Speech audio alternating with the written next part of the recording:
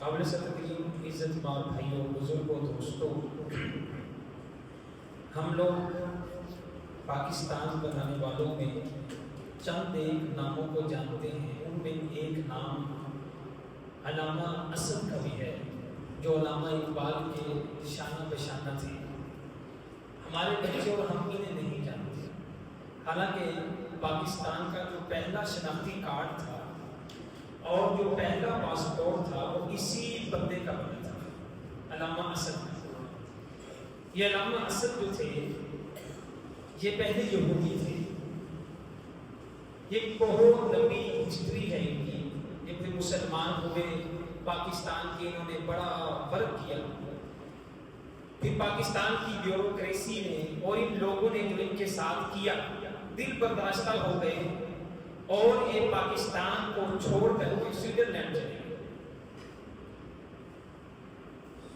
یہاں پاکستان کے ریڈیو نے دوبارہ ان کے بارے میں مشہور کر دیا کہ وہ دوبارہ یہودی ہو چکے ہیں۔ پھر یہ پاکستان زندگی میں ایک مرتبہ آئے، اس کے بعد کبھی دوبارہ پاکستان واپس نہیں آئے۔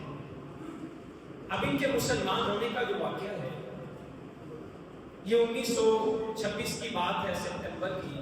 ٹرین میں سفر کر رہے تھے، انہوں نے ایک آدمی کو دیکھا، بڑا اچھی سوٹی بوٹی اس کی، بڑی اچھی گھڑی، ہیرے کی اس نے انگوٹھی پہنی ہوئی ہے، لیکن وہ پریشان ہے، ٹینشن ہے۔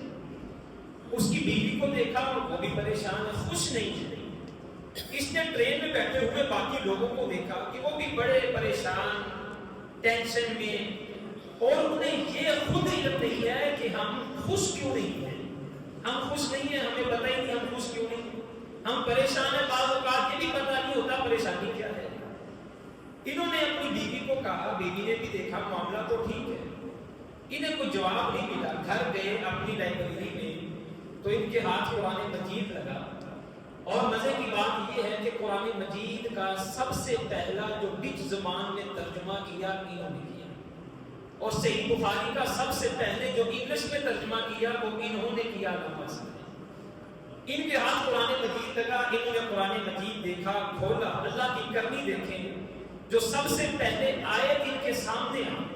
یہ کوئی چھوٹے آدمی نہیں تھے، بہت بڑے آدمی تھے۔ حنیف ندوی جیسا آدمی جس نے جامعہ سلفیہ فیصل آباد کی پہلی اینٹ رکھی تھی، وہ ان کا سیکرٹری تھا، اور یہ بندے کو عربی زبان، انگلش زبان، اردو زبان، فارسی زبان، ڈچ، فرانسیسی بڑی زبانیں آتی تھیں۔ انہوں نے قرآن مجید کھولا تو ان کے سامنے قرآن مجید کی صورت آتی ہے، الہاکم التکاثر حتی زرتم المقابر۔ تمہیں زیادہ کی خواہش نے اس مقابلے میں ہلاکت میں ڈال دیا، غافل کر دیا، تباہ و برباد کر دیا، حتی زرتم المقابر، یہاں تک کہ تم لوگ قبروں میں پہنچ گئے، تمہاری ٹینشنیں، تمہاری پریشانیاں ختم نہیں ہوئی، مال کی کثرت نے تمہیں ہلاک کر دیا۔ انہوں نے یہ آیت پڑھی، جو قریبی اسلامک سینٹر تھا، اپنی بیوی کو لیا، وہاں پہ جا کے کلمہ پڑھا اور مسلمان ہو گئے کہ مجھے اپنے سوال کا جواب مل گیا کہ یہ لوگ پریشان کس لیے تھے۔ الہاکم التکاثر، زیادہ کی کثرت ہے، یہ مقابلے بازی نے، میرے پاس زیادہ ہونا چاہیے، میرے پاس مال زیادہ ہو، میرے پاس جو ہے وہ فراوانی ہونی چاہیے۔ یہ جو تمہاری ایک دوسرے کے ساتھ زیادتی کی کیفیت بن چکی ہے، جو زیادتی تم چاہتے ہو، اس نے تمہیں یہاں تک کہ قبروں میں پہنچا دیا ہے، تمہاری ہرس ختم نہیں ہوئی، اور ہمیں بے پرواہ کر دیا ہے، ہمارے معاشرے کو بے پرواہ کر دیا ہے۔ مال و دولت کی کثرت نے، خواہش نے اتنا بے پرواہ کر دیا ہے کہ ایک آدمی ملک چھوڑ کے جا رہا ہے اور اپنی زندگی پوری باہر گزار کے آ رہا ہے، پیچھے اس کی بیوی ہے، اس سے بھی بے پرواہ ہے، پیچھے اس کے بچے ہیں، اس سے بھی بے پرواہ ہے، پیچھے اس کے ماں باپ ہیں، ان سے بھی بے پرواہ ہے۔ ویڈیو کال پر جنازے دیکھے جا رہے ہیں، ویڈیو کال پر شادیاں دیکھی جا رہی ہیں، اور ویڈیو کال پر آخری رسمیں ادا کی جا رہی ہیں۔ اتنا بے پرواہ ہو چکا ہے کہ اس کی اپنی بیوی جو جوان تھی ابھی، اس کی جوانی کی بھی اسے پرواہ نہیں، اور پھر جو معصوم اس کے بچے تھے جنہیں چھوڑ کے یہ بالغ کیا تھا، یا جنہیں چھوڑ کے کاروبار کی زیادتی کی وجہ سے، ہرس کی وجہ سے، یورپ ممالک کی نیشنلٹیوں کی وجہ سے ان بچوں کے ساتھ بھی جنسی زیادتیاں ہو رہی ہیں۔ الہاکم التکاثر حتی زرتم المقابر، اس کثرت کے بعد جب وہ پاکستان واپس آتا ہے 30-35 سال کے بعد پھر وہ اولاد بھی اپنے باپ کی نہیں بنتی. جب مجھ کو تمنا تیری تھی تب تجھ کو تمنا غیر کی تھی, اب تجھ کو تمنا میری ہے وہ تیری تمنا کون کرے. یہ لالچ, یہ کثرت, مال کا زیادہ ہونا, پراپرٹی کا زیادہ ہونا, یہ لالچ جو انسان کے اندر آیا اس نے ہر انسان کو بے پرواہ کر دیا. رشتہ داریاں ختم ہو گئی, بہن بھائیوں کے تعلقات ختم ہو گئے. کس بنا پہ دوستیاں؟ پیسے کی بنا پہ دوستیاں. 4 دن اچھا کھایا تو دوست, اگر 4 دن پورے آ گئے تو دوستیاں ختم, تعلقات ختم.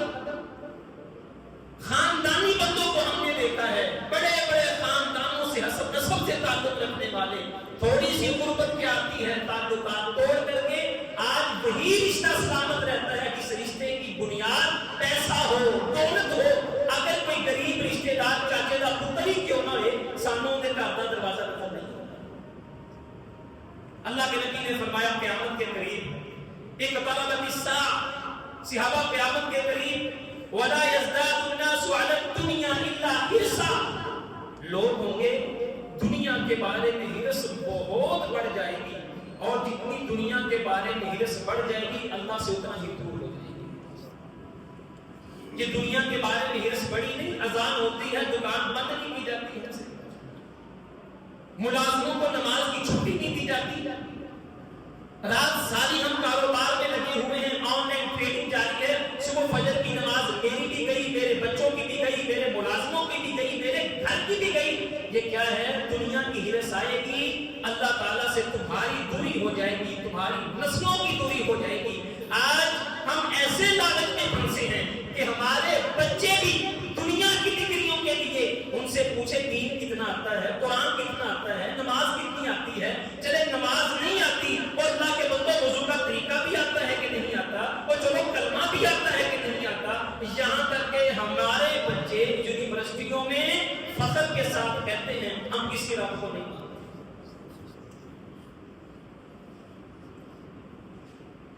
اللہ کے نبی کی حدیث اس لالچی آدمی کے بارے میں, تائیس عبد الدینار وعبد الدرہم, صحابہ دینار اور درہم سونے اور چاندی کی عبادت کرنے والا, اس کا غلام آدمی ہلاک ہو گیا, تباہ ہو گیا, برباد ہو گیا.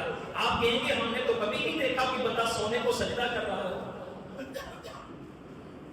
اس وقت دنیا میں کون ہے جو سونے کے بتوں کو پوجتا ہے؟ کوئی بھی نہیں. لیکن اس حدیث کا مطلب کیا ہے؟ رات ہوتی تھی, مسلمان کا ایک لمحہ اللہ کی عبادت میں گزرتا ہے. اسی لیے تو کہا تھا گھر کو بناؤ تو روشن دان رکھو, نیت یہ کرو کہ ہوا آئے گی, ہوا تو آئے گی. اگر یہ نیت کر لو کہ اذان کی آواز آئے گی, جب تک روشن دان باقی رہے گا, جب تک گھر باقی رہے گا, اللہ تمہیں اس کا ثواب دیتا رہے گا. مومن تو کھانا اس لیے کھاتا ہے, اللہ میں کھانا کھا رہا ہوں, میری نیت یہ ہے کہ اللہ اس سے جو انرجی آئے گی, جو طاقت آئے گی, میں تیری عبادت کروں گا. رات کے وقت مومن وضو کر کے سوتا تھا, اس لیے اللہ میں ساری رات جو لیٹوں گا, اللہ یہ میری رات کا ایک ایک لمحہ عبادت میں شمار ہوگا, مجھے اللہ کو قیام کا ثواب دے گا, ساری رات کے قیام کا. اور اب 23 عبد الدینار وعبد الدرہم مال و دولت کی پوجا کرنے والے ہلاک ہو گئے. ہم جب رات کو سوتے ہیں, کاروبار کا حساب کرتے کرتے کرتے کرتے ہمیں نیند آتی ہے.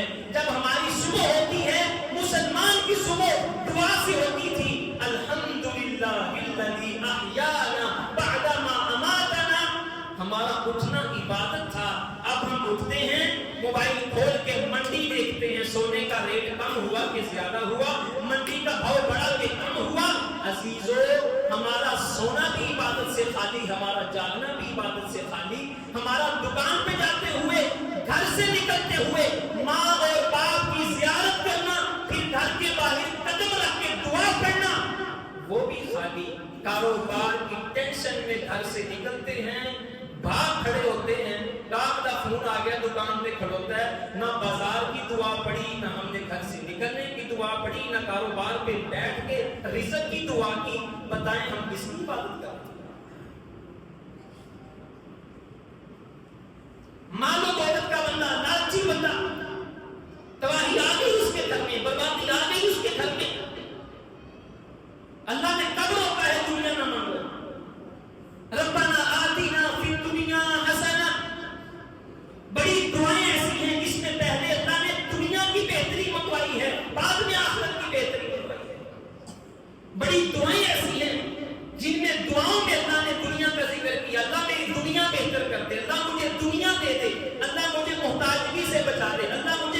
اسی سے بچا لے، اللہ مجھے کسی کے سامنے ہاتھ پھیلانے سے بچا لے، اللہ میرے رزق میں برکت دے، اللہم انی اسألک علما نافعا ورزقا طیبا ورزقا واسعا ورزقا حلالا، اللہ حلال بھی دے، وسعت والا بھی دے، اللہ پاکیزہ بھی دے۔ اللہ نے تو دعائیں ہی تمہیں دنیا مانگنے والی سکھائی ہیں، دین دنیا سے نہیں روکتا، لیکن جب یہی دنیا دین میں رکاوٹ بن جائے تو پھر ہماری بربادی کے مشورے آسمان ہوتے ہیں۔ ہر طرف لالچ، اتنا بڑا ہوا ہرس، یہ قتل و غارت کس وجہ سے ہے؟ اللہ کے نبی کی حدیث سماعت فرمائیں، حضور نبی کریم صلی اللہ علیہ وسلم نے فرمایا اتقوا الشح، اے لالچ تو بچو، یہ تنے سے بچو، بہت زیادہ لالچ بھائی کے مقابلے میں میرے پاس زیادہ آنا چاہیے، یہ جو لالچ ہے حضور نے فرمایا یہ کرتا کیا ہے؟ فَإِنَّ الشُّحَّ أَهْلَكَ مَنْ كَانَ قَبْلَكُمْ، تم سے پہلے لوگوں کی بربادی کا سبب یہ لالچ تھا۔ اللہ کے نبی نے فرمایا جب لالچ آتا ہے تعلقات ختم ہوتے ہیں، امرهم بالقطيعة فقطعوا، رشتہ داریاں توڑ دو، لالچ آتا ہے رشتہ داریاں ختم۔ پھر فرمایا جب لالچ آتا ہے خون ریزی بڑھ جاتی ہے، خون انسان کا سستا ہو جائے گا جب لالچ آئے گا، گریبان بھائی بھائی کا کیوں پکڑے گا جب لالچ آئے گا، بہن بھی جائے وراثت مانگے گی، جدو بیچا گے دے دیا گے، کیوں بھائی تیرے باپ کی ہے تو بیچے گا دے گا، جب بیٹی کی بہن کی وراثت بن گئی ہے، جا کرائے کے دکانوں میں دھکے کھا نہ کھا، اس بیٹی کو حصہ دے، اگر وہ بہن دوبارہ حصہ مانگ لے تو تعلق ختم، رشتہ داریاں ختم، بھائی بھائی کا گریبان پکڑ کے ہلائے، تعلق ختم، رشتہ داریاں ختم۔ اللہ کے نبی نے فرمایا وَاسْتَحَلُّوا مَحَارِمَهُمْ، جو چیزیں اللہ نے حرام کر دی ہیں حلال کر دی جائیں گی، اس وجہ سے جب تمہارے اندر لالچ آ جائے گا، خیانت کرنا حرام، لالچ آئے گا دنیا خیانت کرے گی، جھوٹ بولنا حرام، لالچ آئے گا اللہ کی قسم ہم نے چیز اتنے کی خریدی ہے، حالانکہ وہ چیز اتنے کی نہیں خریدی ہوگی، اللہ کی قسم مجھے اس سے نقصان ہو رہا ہے، قسمیں اٹھا کے اللہ کے بندوں حلال کی روزی کو حرام کیا جائے گا۔ اللہ کے نبی نے پہلے بشیر ہوئی کر دی، بنی اسرائیل کے دو آدمی آپس میں لڑ پڑے، لالچ آ گیا، ایک کہنے لگا جگہ میری ہے، دوسرا کہنے لگا جگہ میری ہے، فقط کے نبی کے پاس گئے اور جا کے کہا کہ یہ لڑائی ہے، فقط کے نبی کے زمین کے پاس گئے اور جا کے زمین سے کہا تو بتا تو کس کی ہے، یہ کہتا میری ہے، یہ کہتا میری ہے، آگے سے زمین بول کے کہتی ہے میں دونوں کی نہیں ہوں، دونوں میرے ہیں، میں انتظار کر رہی ہوں کب میرے اندر آتی ہے۔ نہ کر بندیا میری میری نہ تیری نہ میری، 4 دنوں کا میلہ ہے دنیا پھر مٹی ہوئی، کتنا لالچ کر دو گے، مل جائے گا مال آ گیا تو پھر بھی آزمائش ہے، اللہ بعض لوگوں کو مال دے کے آزماتا ہے اور بعض لوگوں کو مال دے کے آزماتا ہے، جب اللہ مال دے کے آزماتا ہے بھوکے ننگے افلاس سے مارے ہوئے غربت کے مارے ہوئے انہیں جانتا کوئی نہیں، 4 پیسے آتے ہیں اللہ دیکھتا ہے ان میں عاجزی کتنی رہی، انکساری کتنی رہی، پھر شلوار ٹخنوں سے نیچے گاڑیوں پہ گزرتے ہیں، غریب کے اوپر گھٹا ڈال کے پانی کے چھینٹے بہا کر کے اور پھر کاٹن مٹھا پہن کر کے اللہ مال دے کے بھی آزماتا ہے۔ تکبر آیا کہ نہیں آیا اس میں، اس کے لہجے میں تبدیلی آئی کہ نہیں آئی، اس کی گفتگو کا سلیقہ بدلا کہ نہیں بدلا۔ اللہ کے نبی نے فرمایا اگر وہ مال انسان میں تکبر پیدا کر دے وہی مال انسان کو جہنم میں لے کے چلا جائے۔ مال نہ ہو تب بھی آزمائش، مال ہو تب بھی آزمائش۔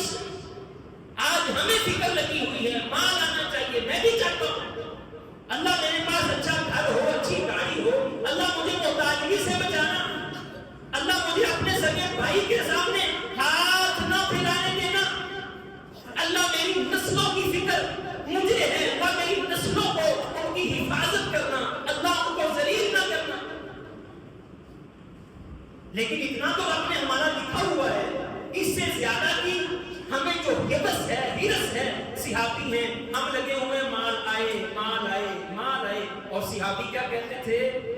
اللہ کے نبی جب صحابہ کے پاس مال آتا تو روتے تھے، حضور یہ مال ہمارے پاس آ گیا، ہم برباد ہو گئے۔ ایک عراقی صحابی اللہ کے نبی کے پاس آیا، کلمہ پڑھا، حضور نے کہا صحابہ خیال کرنا ایک ایمانہ آدمی ہے، سیدھا سادہ بندہ ہے، اس کا خیال کرنا کہیں کوئی دھوکہ نہ ہو جائے اس کے ساتھ۔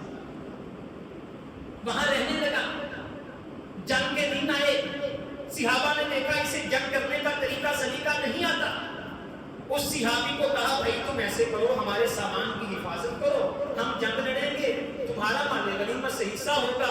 جنگ لڑی، اللہ نے فتح دے دی، سب میں مال غنیمت تقسیم ہوا، صحابہ نے مال دیا، اس عراقی کے پاس آئے، اسے کہا یہ تمہارا حصہ، کہنے لگا ما ھذا، یہ کیا ہے؟ اللہ کے نبی کے پاس چلا گیا، اللہ کے نبی ما ھذا، یہ کیا ہے؟ حضور نے فرمایا قسمتہ لک، میں محمد رسول اللہ نے تجھے دیا ہے، اس میں خیر ہے، اس میں برکت ہے، یہ مال غنیمت ہے۔ رونے لگا، ہاتھ میں تیر پکڑا ہوا تھا، صحابہ کہنے لگا پیارے نبی میں نے کلمہ اس لیے نہیں پڑھا تھا کہ مال آئے گا، یہ جو تیر میں نے پکڑا ہوا ہے میں نے کلمہ اس لیے پڑھا تھا یہ تیر یہاں پہ لگے گا، میں شہید ہو کر کے رب کی جنتوں کا بھیجوں گا۔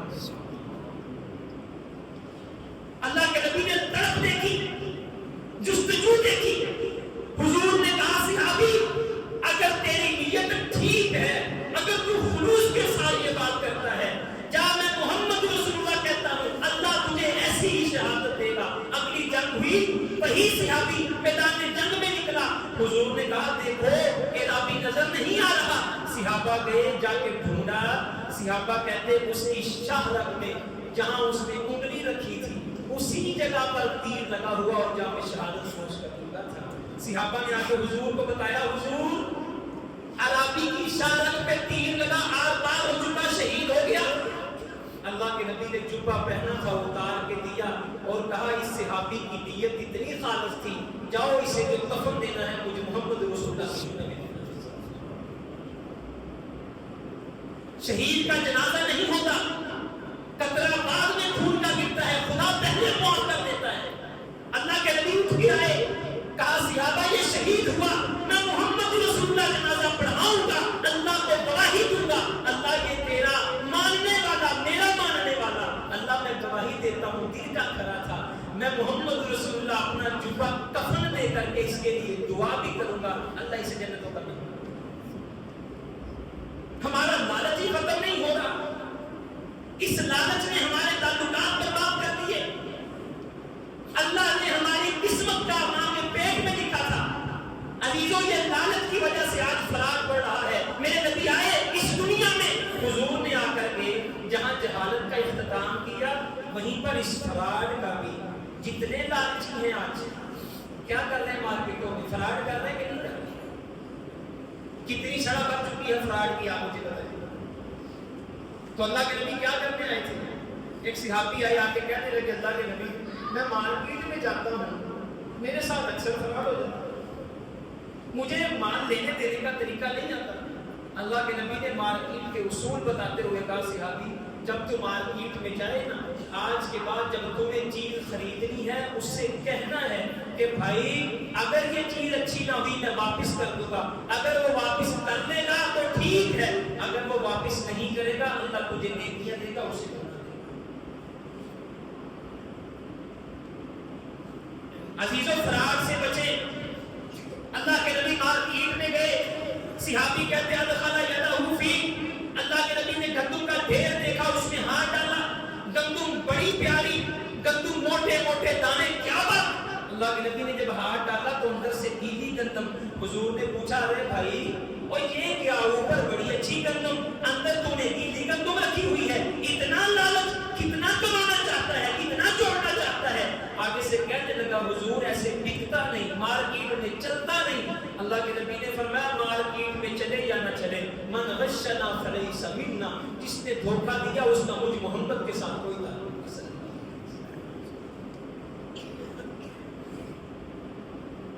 اور آج کل فراڈ اتنا بڑھ چکا ہے، ہر کاروبار میں فراڈ، کتنی مثالیں یہاں پہ ہم دیکھیں۔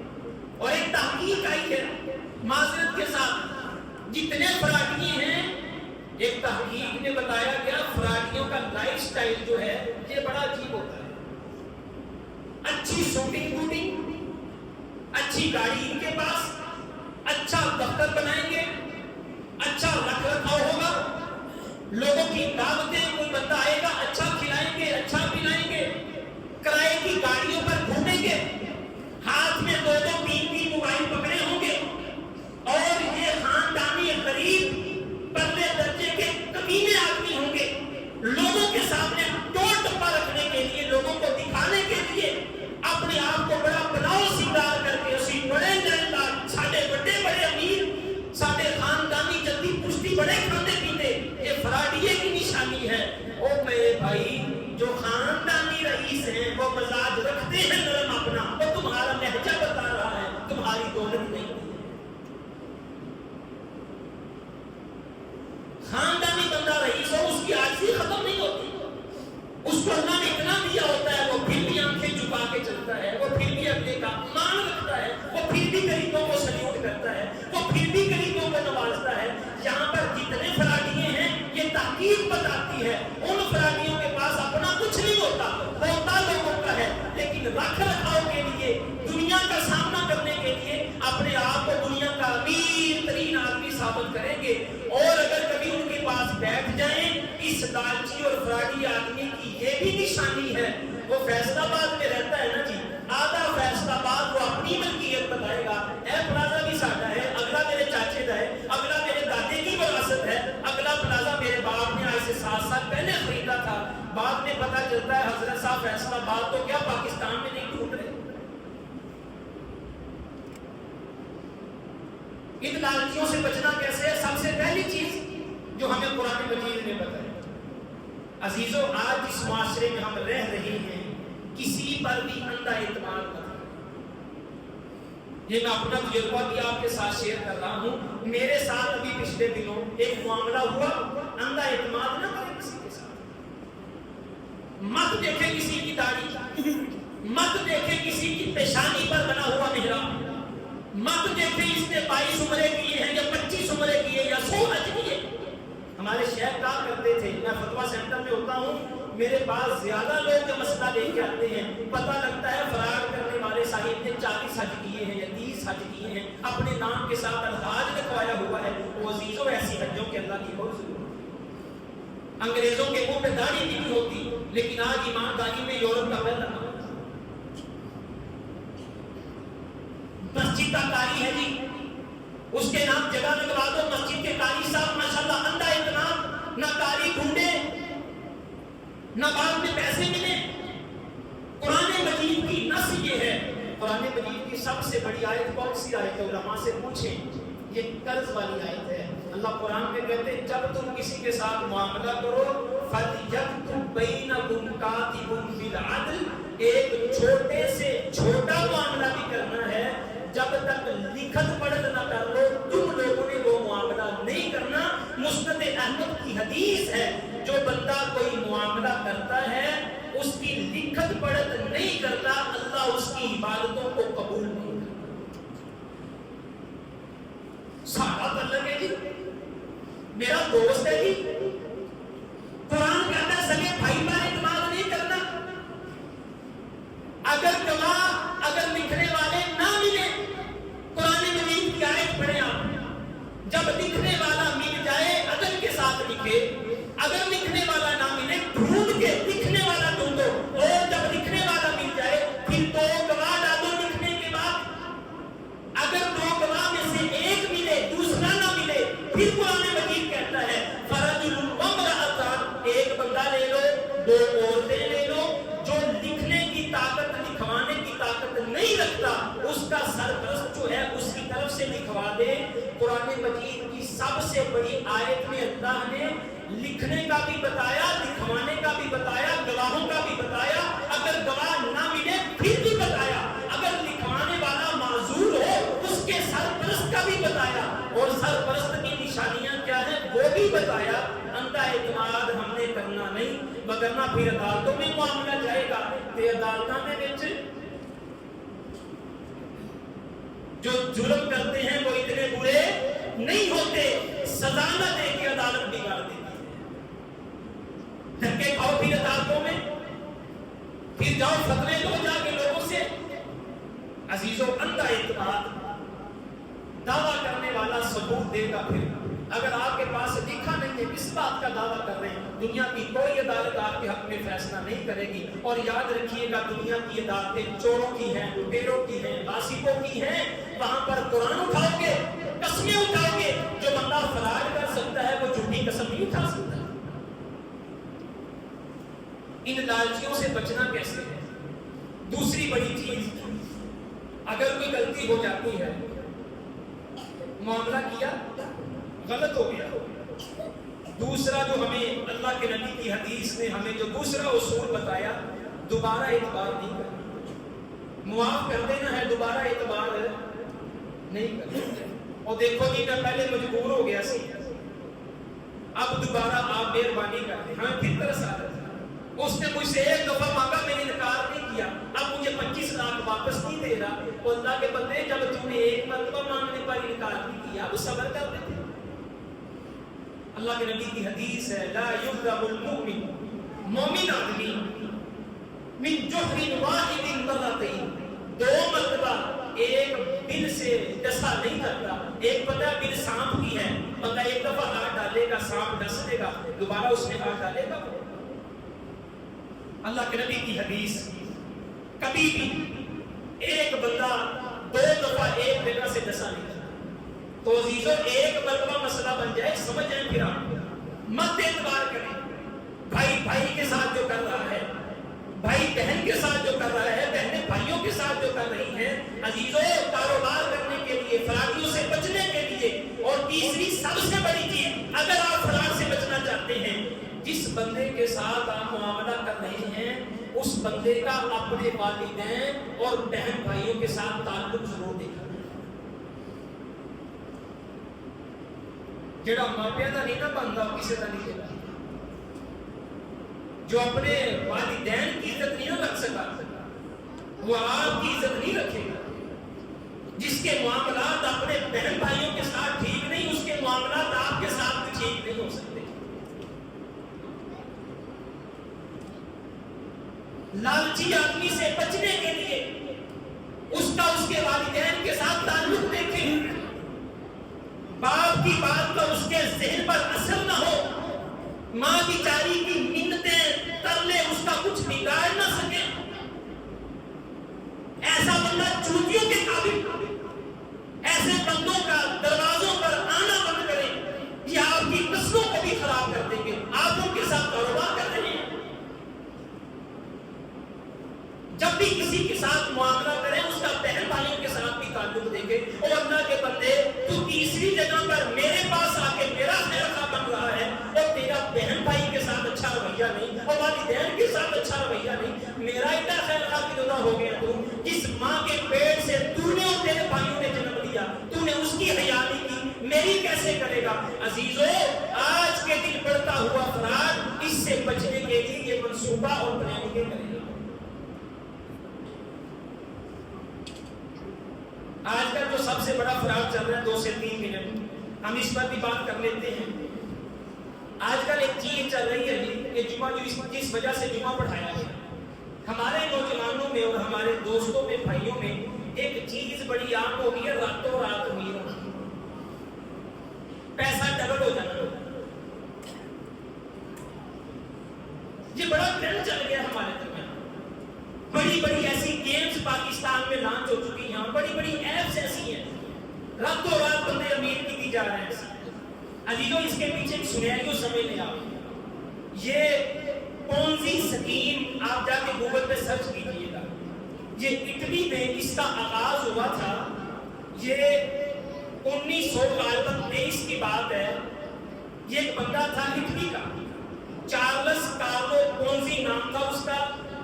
اس نے یہ روایت ڈالی تھی دنیا میں کہ ڈبل کام, ڈبل گیم کھیلنا, پیسے کو ڈبل کرنا, یہ اس وقت سے جو سکیم چل رہی ہے اب بھی اس کا بڑا رواج ہو چکا ہے. اس کی پاکستان میں سب سے بڑی مثال یہ وزیر آباد کا سید, جسے ہم ڈبل شاہ کہتے ہیں, ماڑا آدمی, غریب آدمی, یہ چلا گیا دبئی میں, 1.5 سال وہاں پہ رہا, یہاں اسکول ٹیچر تھا, واپس آیا, جب تک लालची जिंदा है, ठग भूखे नहीं मरते। वापिस आया, इसने हमसाये को इत्माद में दिया, उससे लाख रुपए दिया, उसको वापस किए 50 एक दफा, 50 एक दफा, फिर लाख एक दफा। वहां से भाजी मशहूरी हो गई, उसने 4 लोगों को बताया। इस बंदे ने 18 माह में डस्का में, सियालकोट में, वजीराबाद में इसने 43,000 लोगों को चूना लगा के 7 अरब रुपए का टीका लगाया।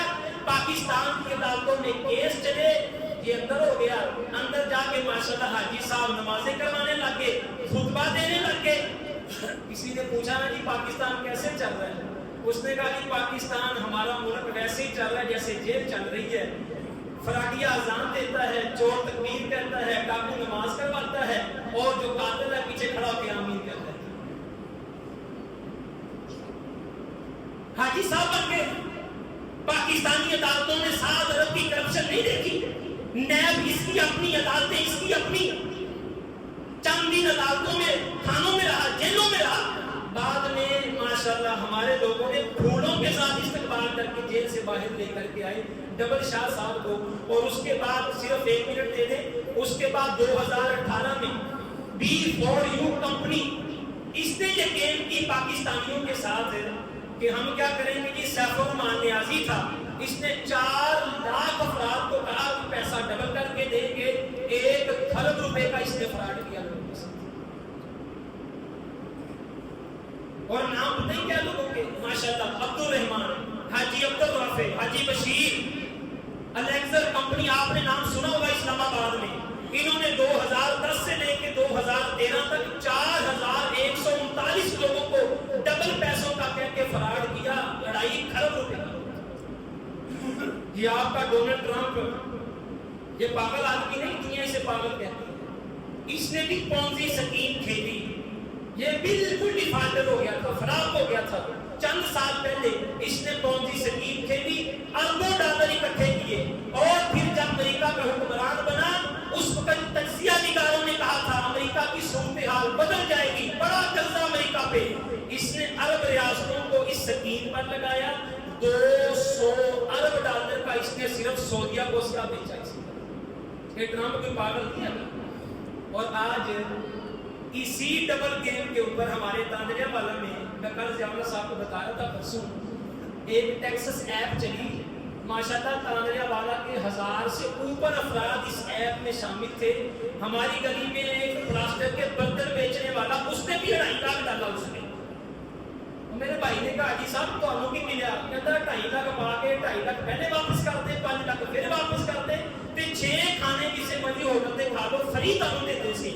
और जब हमने लोगों को कहा ये हराम है, ये सूद है, हमारे अपने कहने लगे तो मौलियों कामी कोई नहीं, तो हसद है, तो जलन है। वो ऐप जी परसों बंद हो गई। पता लगा कि अरबों रुपया सिर्फ तांजरियावाला तहसील के लेके ऐप साहब जो है वो भागे। ये है फ्रॉड। NFT आपके पाकिस्तान में फ्रॉड हुआ कि नहीं हुआ? अजीजों खुदा के लिए ये कमाई हराम है, ये सूद है, ये गेमें खेलना, गेमें बंद होना, ऐपों पर पैसा लगाना और फिर डीलरों के हत्थे चढ़ना। असी तो 30 लाख वाला मकान 15 लाख से ले देंगे, ये भी फ्रॉड है। वो आप खुद क्यों नहीं देता, अपनी बहन भाई को क्यों नहीं देके देता? तो अजीजों आज का खुतबा जुमा, लालच से बचें, फ्रॉड से बचें, फराडियों से बचें, अंधा एतमाद ना करें। जो अपने माँ बाप का नहीं वो आपका भी नहीं। अपना पैसा अपनी हद तक, अपने बच्चों तक इसे सेव करें, अल्लाह के रास्ते में खर्च करें, अच्छी जिंदगी गुजारें, अल्लाह से दुआ करें, अल्लाह हमें समझने की तौफीक अता फरमाए। वमा तौफीक